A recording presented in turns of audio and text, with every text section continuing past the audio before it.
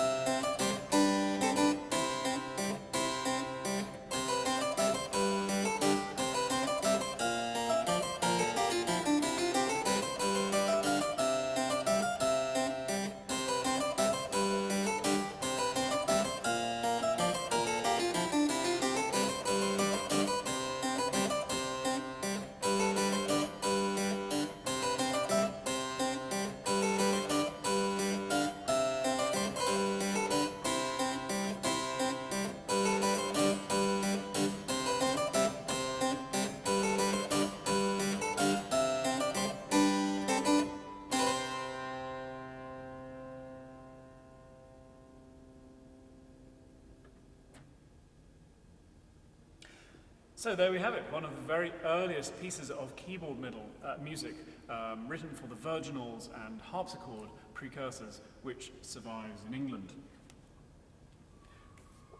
Next, some music by the very prolific composer William Byrd, He lived to the incredible age of, I think, 84.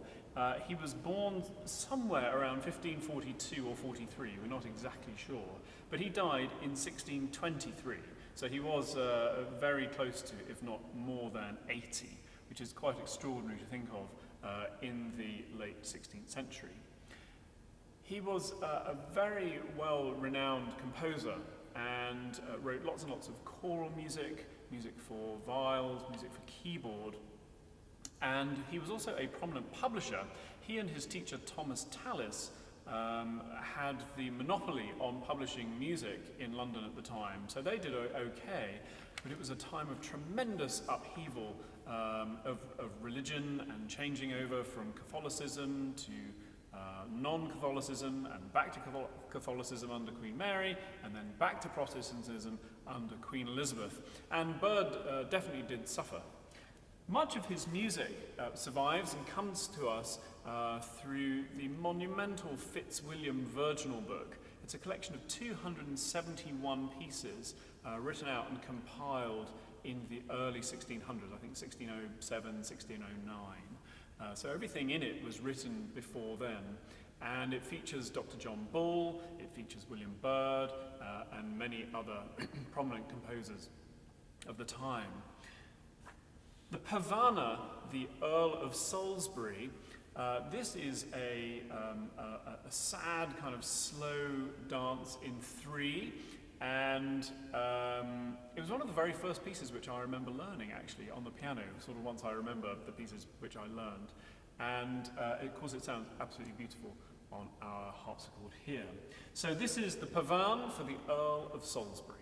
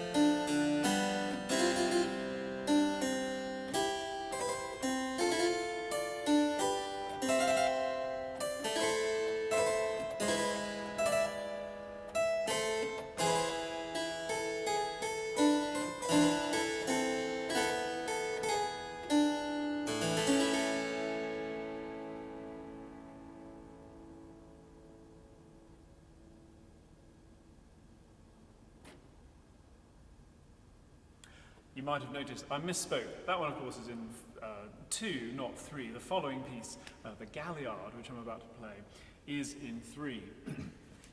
The Pavan and the Galliard were favourite dances of the period. The first being slow and stately, and the second a slightly faster, contrasting piece.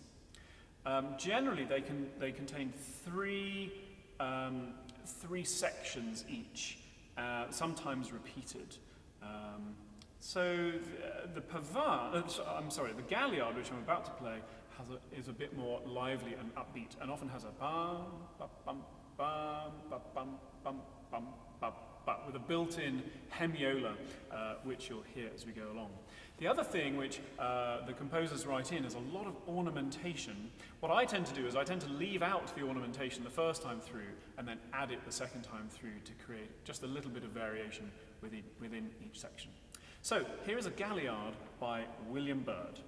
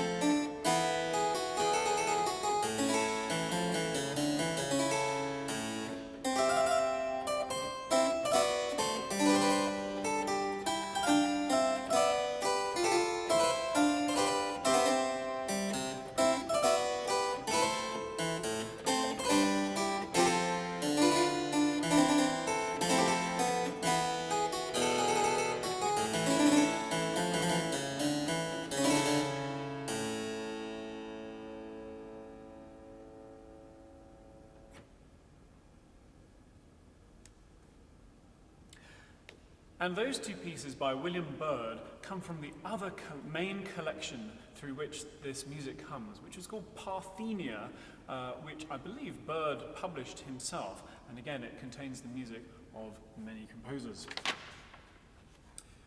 Another of these composers, a direct contemporary of William Byrd, born in 1563 and who died in 1628, was John Bull. Dr. Bull was very, very famous in his day as a superb keyboard player. And this one is called a jig, spelled G-I-G-G-E in the original, Dr. Bull's Myself. So I guess this was his description of himself. Of course, the word self had an extra E on it, so these days it looks like the word selfie, but that meant something else back then. So this music is actually from the Fitzwilliam Virginal Book, and the manuscript it's called the Fitzwilliam manuscript because the manuscript is now in the Fitzwilliam Museum in Cambridge. It was copied by Francis Tragian the Younger during his confinement in prison in Fleet for recusancy from 1609 until his death in 1619.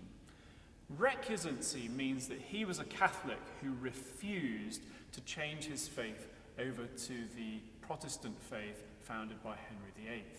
In other words, what is now thought of as the Church of England, or the beginning of the Reformation in the UK, or in England back then. I shouldn't say UK, that came later. Anyway, the manuscript contains all 279 pieces by 36 named composers, most of whom were English, and there were a few others as well. So, here is John Bull's A Jig, Dr. Bull's Myself.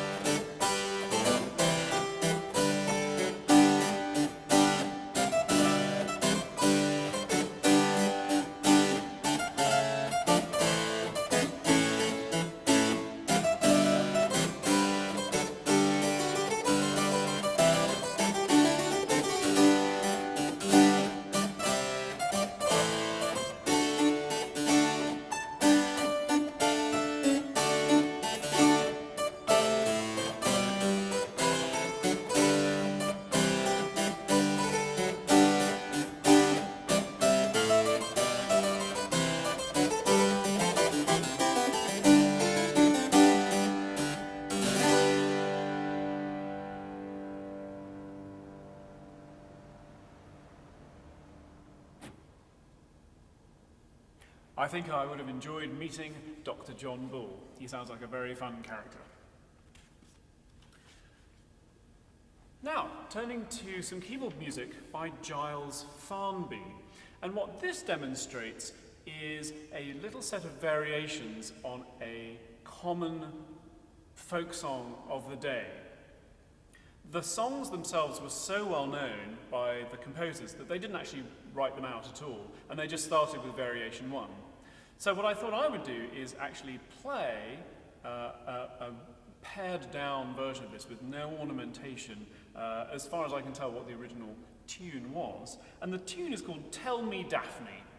I'm not sure how Daphne and the composer were getting on when this melody was written and its accompaniment, but it sounds like they were having a bit of a hard time, and were trying to work things out. There's a hint of melancholia in this music.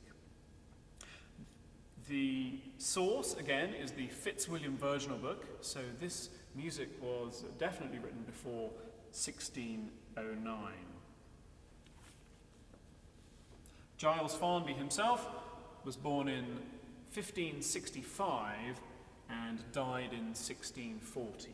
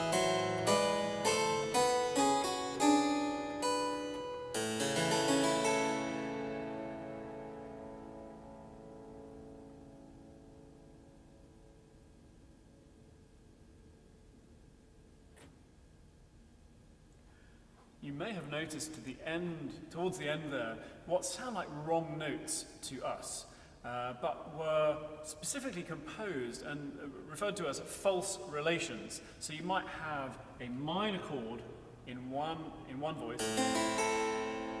There you hear a G natural there, followed by a G sharp here. And there's one of those right here towards the end. So you've got C sharp there, but the rising scale has C natural, and then C natural again.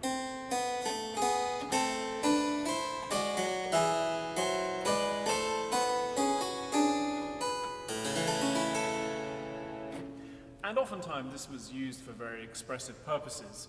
The English became famous for doing this, so much so that this particular motion became known as the English cadence. Now, our final piece today is an absolutely extraordinary piece by Orlando Gibbons. He was a chorister at Canterbury Cathedral in the late 16th century, and again became a very, very famous composer and performer, and I believe he directed the choir somewhere as well. This piece is made up of 6 melodies, and what happens is the first voice of the melody comes in, and then all the other 3 parts imitate it, and it kind of circulates around for a while, and then a second melody emerges. Sometimes its emergence overlaps with the end of the previous one, and sometimes it just sort of comes in unannounced. The first tune has some long notes in it.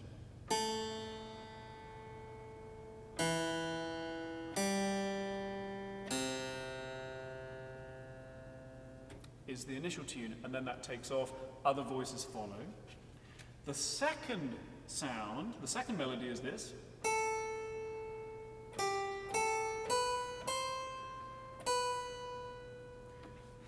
The third, let me find it, is this.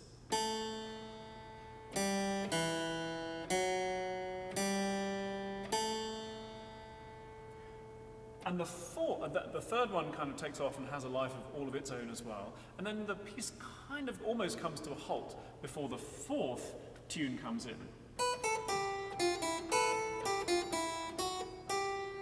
And you'll hear that one take off. Then there's a kind of jazzy one.